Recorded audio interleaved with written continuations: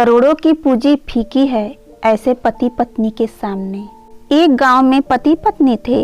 वो पति पत्नी एक दूसरे को बहुत प्यार करते थे, लेकिन उनकी आर्थिक स्थिति बहुत खराब थी। मगर वो पति पत्नी एक दूसरे का बहुत ही ख्याल रखते थे।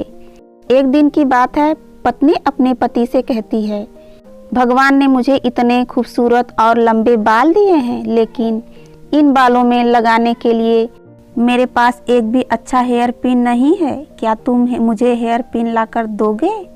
तभी पति अपनी पत्नी से कहता है कि तुम पागल हो, मेरी घड़ी की बेल्ट पिछले 10 दिनों से टूट गई है, लेकिन मेरे पास नया बेल्ट लाने के भी पैसे नहीं है, तो मैं तुम्हारे लिए हेयर पिन कैसे ला सकता हूँ।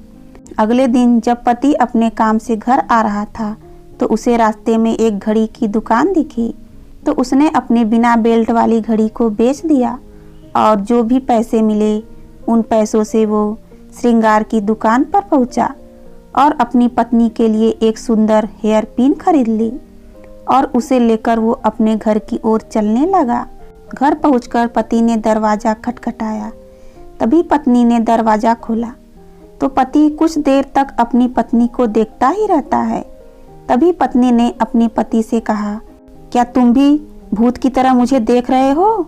तभी पति इतना ही कह सका कि तुम्हारे लंबे बाल कहाँ गए? तब पत्नी ने कहा कि मैंने अपने बाल कटवा दिए और बेच डाले, और जो पैसे मिले उनसे मैं आपकी घड़ी के लिए एक खूबसूरत बेल्ट लेकर आई हूँ। और पत्नी ने वो बेल्ट अपने पति के हाथ में रख दिया। तो पति ने पत्नी से कहा कि मैं इस बेल्ट का क्या करूँ?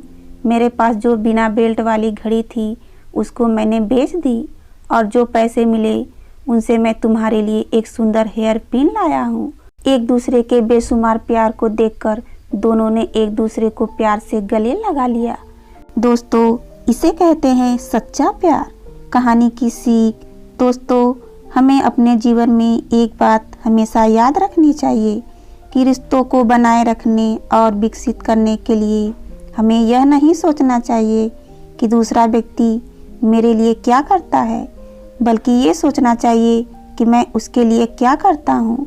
किसी को पाना प्रेम नहीं है, बल्कि खुद को खो देना प्रेम है, यानी कि प्रेम एक समर्पण है।